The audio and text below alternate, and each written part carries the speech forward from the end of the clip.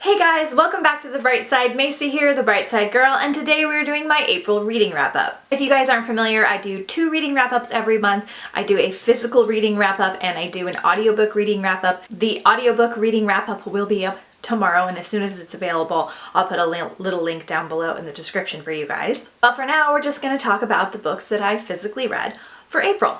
I only wound up reading 4 books this month, which is the lowest that I have read, I think, in like 3 years. I'm not entirely sure, but I'm pretty sure. I don't really know exactly what happened other than that I've just been focused on doing so many things for the house and doing a lot of things outside, and I haven't been going to the beach or getting as much sun as I normally do in the spring because we've had a colder, wetter spring. I've been watching Survivor before we go to bed instead of reading. That's the main problem. I've been watching Survivor before we go to bed instead of reading, and that cuts out a good like between 30 and 100 pages a day. So that alone is probably why I haven't been reading as much. It's not necessarily that I'm in a slump. I just like physically haven't been picking up as much books, but we've gone to New York, we've had friends in town, and it's just been kind of crazy. So the other reason is that I am in the middle of like 7 books, and that is doing 2 bad things to me. One, it is making me demotivated to read because I feel like I'm never going to finish them all because I have too many going at the same time. And the reason I have that is because a lot of them are like short story collections or classics for large adult fantasy books, and I don't like to just stay in that story, but I needed to just have like one of those, so like a classic and a regular book, or a large fantasy and a regular book, or a short story and a regular book. Instead, I have one of each. So I've actually read 100 pages in 3 or 4 other books, which would have been at least another book completed for the month. That being said, I'm happy with what I read. I did very good on my audiobook reading wrap-up. I read a total of 8 things that you'll see tomorrow. So we're just going to talk about the 4 that I finished in April. First up, finally finished Crooked Kingdom by Leigh Bardugo, which you might have seen in my 6 of Crows reading vlog if you watched that. If not, I'll put the link up here in the little cards. You can click on it. I did a whole reading vlog for the entire Grisha trilogy and the 6 of Crows and Crooked Kingdom. So I finally finished this guy. I was about halfway through when the month started. This one I just went through a little bit slower than normal, and it is a tome. It's over 500 pages and it's a larger young adult book, but I really enjoyed it. It's been a while since I've read it, so my thoughts are kind of muddled, but I really enjoyed the duology so far. It wasn't like my new favorite of all time. However, this is a duology specifically that I feel like is going to grow on me as it ages, and like as the TV show comes out and everything. I feel like when I reread it or listen to it on audiobook for the first time, I'm gonna love it more than I did the first time, because I really enjoyed them and I gave them both 4 stars, but I feel like the more I reread it, the higher that rating's gonna go, if that makes sense, because I really did get attached to the characters.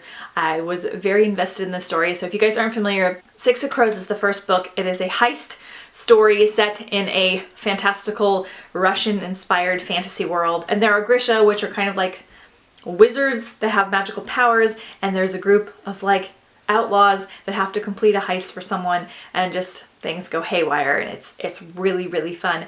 It's very well thought out. It's very precise. I feel like this is one that a lot of the guys in my life would like. It's less girly per se than a lot of other like YA fantasies, particularly because there's a lot of male characters in here. So I feel like this might be a good one for the guy that's kind of tentative to read some of the books you're reading in your life. I really enjoyed it a lot. It was such a fun journey. It was so fun and delightful to read. Like, I don't know what it was, but all the like chapter headers in the book are beautiful. There's a beautiful map. It's so pretty, and it just felt good to read in my hands. The book was read. I read books without the dust jacket, and I somehow managed to not mess this one up, which was amazing. So excited to put this one on my finished favorites shelf. Happy. I will definitely be excited to start King of Scars. I feel like there might be a small chance that some of our characters from this are in there, and I think that she's actually writing a 3rd book in this series now. That might come out next year, so we'll just cross our fingers and see, but 4 stars. Then I finished The Law of Attraction by Esther and Jerry Hicks. This is one I've been reading for a couple of months. I always have a nonfiction book going, whether it's on audiobook or physical book. This time it's a physical book. This one is just about like law of attraction. I really like Esther and Jerry Hicks. I've been following them for a while. Definitely not for everybody.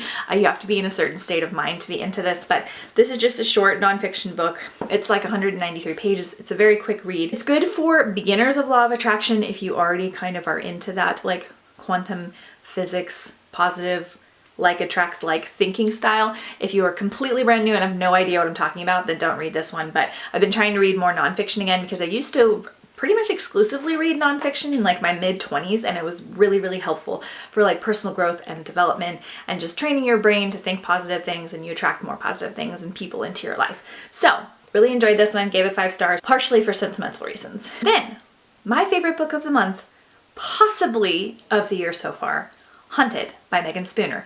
So I haven't mentioned this yet, but my April TBR video, which again, I'll post up here in the cards, was you guys picked a Barnes & Noble shelf and I picked books off of that to read for the month. Now, I wasn't going to exclusively pick books off of those shelves because I wanted to read other things, I had to finish other things, and then my moods changed. It was a little bit of a failed experiment, which will go better the next time around. I only read one book off the shelf, and that was this one, and I listened to like 3, maybe 4, so I did somewhat good, depending on how you look at it. But the problem is that that shelf was all fantasy and dystopian, and like halfway through the month, I just was not in the mood to read that anymore because I did a lot of Grisha reading and stuff this winter, and I wanted spring things and like gardening and all that stuff. And you'll see I kind of had some themes with my audiobooks that you'll see tomorrow. But this one I did pick from that shelf because I recently got it, and I am so happy that I read it. This is a newer, I think it came out last year, Beauty and the Beast retelling, and it is amazing. It's amazing. First of all, I love retellings, so take this with a grain of salt. And I really, really love Beauty and the Beast retellings. Like Cruel Beauty is one of my favorite, Uprooted is one of my favorite, so also keep that in mind. Very similar in some ways to Cruel Beauty and Uprooted, but I knew that going in because it's a Beauty and the Beast retelling. This one's set, I think, in like a Russian village. I can't remember exactly. Our lead character's name is Yiva, and she lives with her sisters and her father, and they wind up having to move because they get some financial trouble, and her father is always looking for something out in the woods, and she has a natural instinct to be a hunter, and she always wants to go with him, and then something happens and she kind of has to follow him. So don't want to say too much more, obviously, but there are magical elements in here that are completely unexpected and different than a lot of the other fantasy books I read, as well as Beauty and the Beast retellings. The sister aspect between Yiva and her sisters, precious, precious. She has a little dog in here named Doe Eyes, and he follows her around the whole time, and the whole time you're like, oh my god, is the dog gonna die? I don't know. And you're like, he's so cute and he has such a strong personality. Like, I could envision this stupid dog in my head like he was a Disney cartoon, but not in like a cheesy way, and it was just so precious and sweet. The Beast character in here was excellent because he was like brutal, but then with a reason. The reason for the curse was extremely cool, and there was some folklore in here. And then what I really liked about this too is, again, this was such a fun book to read. So at the beginning, before every chapter, they have these notes that look like this, and they're written by the Beast, and he's talking kind of in like third person, and he is referring to himself as we, and he's writing his thoughts and feelings about whatever's happening at that time. And then you get the story in the next chapter, and then you get a note from the Beast, and then you get the story. And that was so excellent. In the beginning, it took me a second to get used to. It took me like 30 pages. I thought it was kind of weird, and I wasn't sure if I was gonna vibe with it.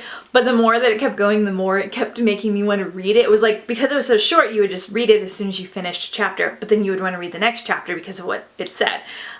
It was so good. I loved it so much. The love stories in here, there's more than one, and it was beautiful.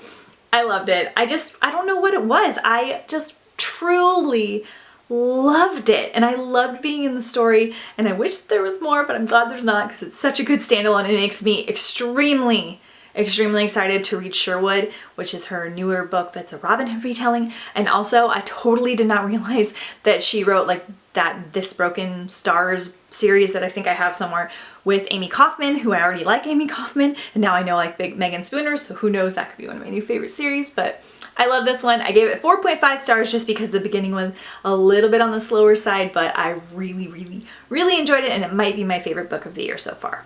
And lastly, I read Garden Spells by Sarah Addison Allen. I actually just finished this one today because I wanted to include it in this video so I wouldn't be talking about 3 books. This is kind of a contemporary magical surrealism type story. This is one of my mom's all-time favorite books. I'm super happy that I've read this because it's been on my like books to read in spring list for like 3 years, and I don't know why I kept putting it off. It's like 280 pages and the spacing is really large and whatever. This is an adult contemporary book. There is adult content in here. There's some trigger warnings for abuse and death in here. It's not like strongly centered around that or anything, but there are those subjects in here. There are definitely some sexual scenes in here. They're fairly mild compared to the other adult books that I've read, but they are in there, so if you're not of a more mature age, maybe skip this one. But this is about two sisters. Basically, they are the Waverly sisters. They live in a southern town. I think it's the southern town of Bascom, North Carolina.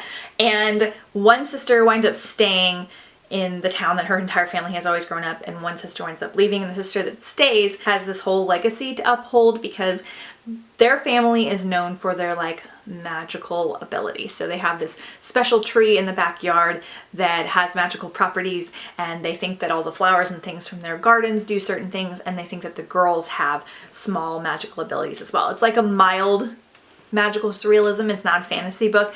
And basically just this town has accepted that the Waverly sisters are like this, and her sister leaves the town to kind of escape that whole scene and kind of winds up getting in trouble. So it's just about them, and it's like very character driven, but I super enjoyed this. It's so character driven. You kind of bounce back and forth between the characters, but it's very mild and easy to follow.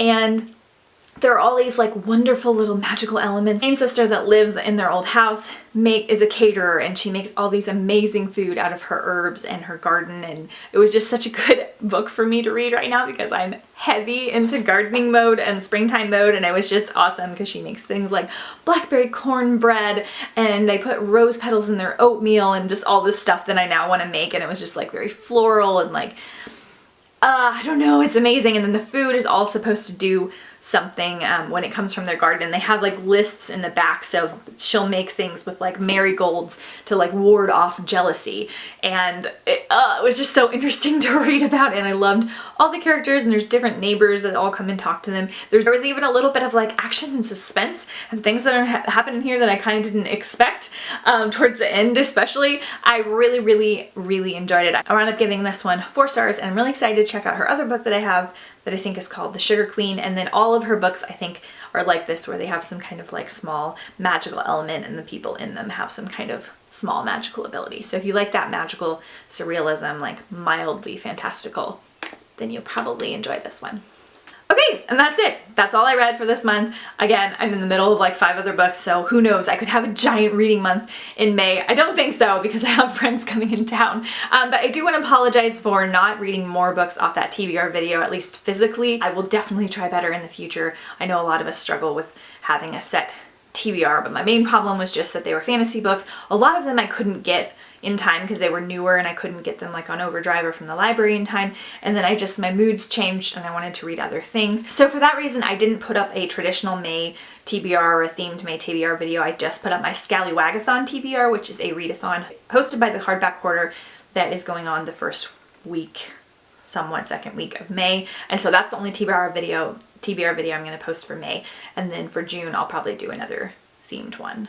We'll see. I did listen to at least 3 or 4 audiobooks from that TBR video in my audiobook wrap up that you'll see tomorrow. So stay tuned for that. Okay guys, thank you so much for watching. Let me know down below in the comments if you've read any of the books that I read this month, or if I've piqued your interest and made you want to pick them up or try something new. Are you a seasonal reader? Do you kind of change depending on what you're doing? Because I totally do. My name's Macy. I post videos every Monday, Wednesday, and sometimes on the weekends. Thanks so much for watching. See you guys next time on The Bright Side. Bye!